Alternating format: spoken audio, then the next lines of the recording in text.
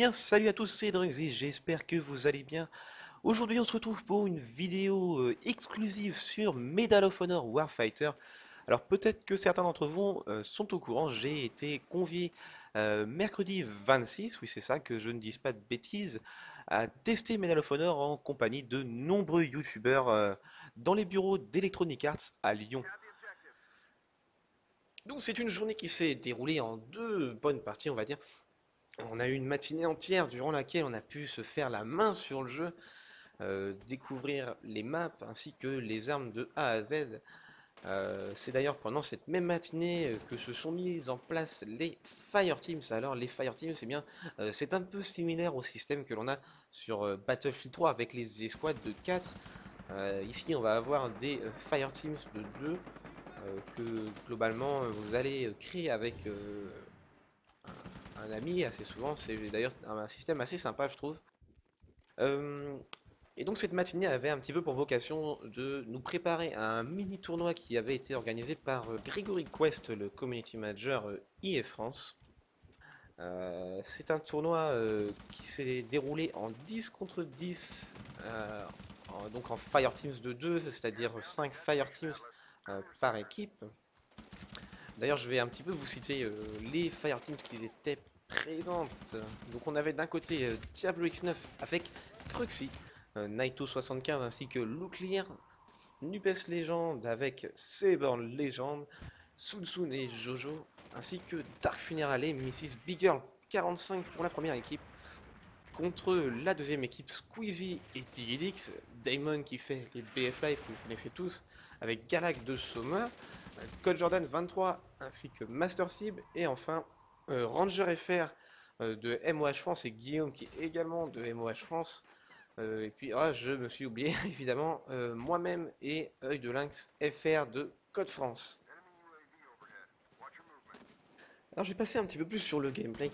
Tout de suite pour vous dire que je n'étais pas forcément fan des anciens Medal of Honor, Medal of Honor dernier du nom d'ailleurs, qui est sorti fin 2010 si je ne me trompe pas. Oui, ça doit être ça.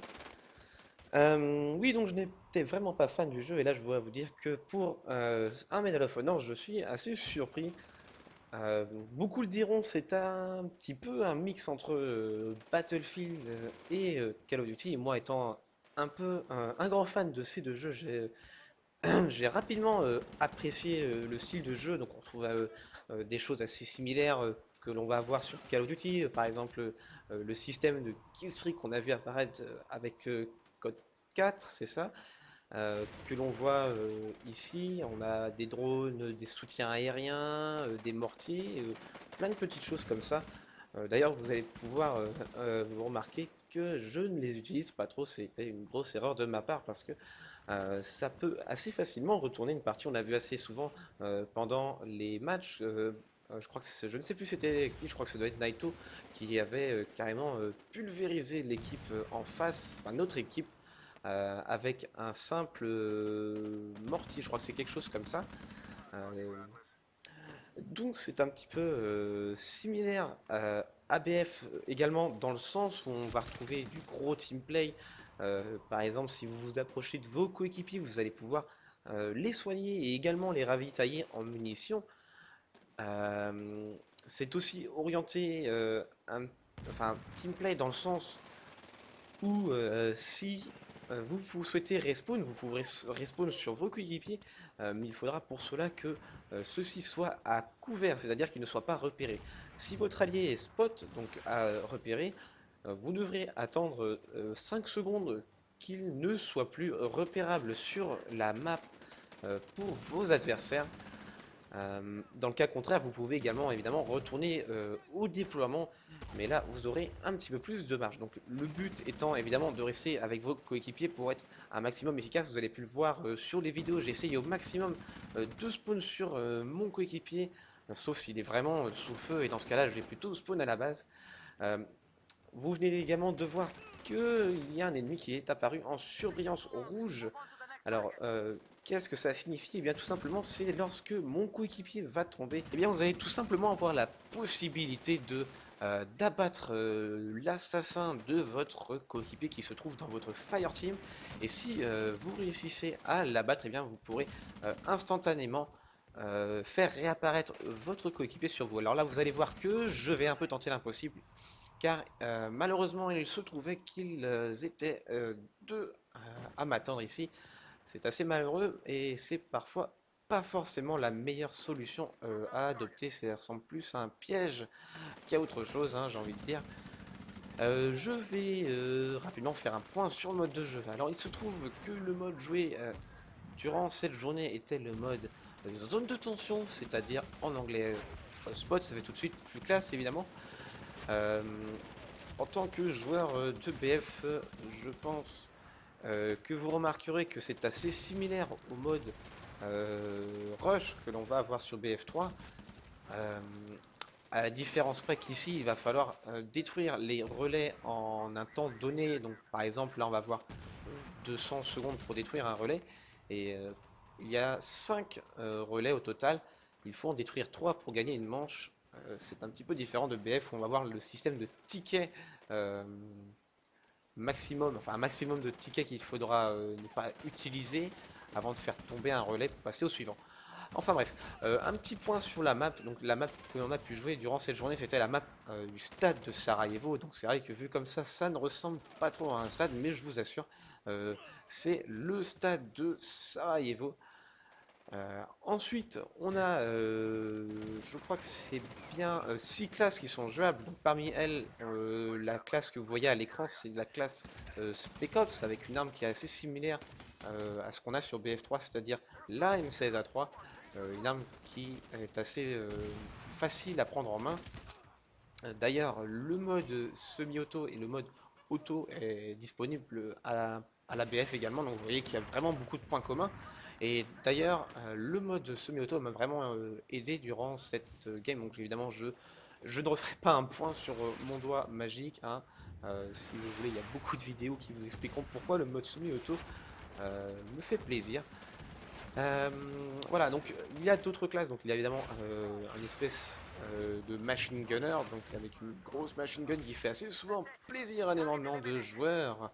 La classe Recon, mais évidemment, je suis désolé de ne pas pouvoir vous proposer de gameplay au Recon.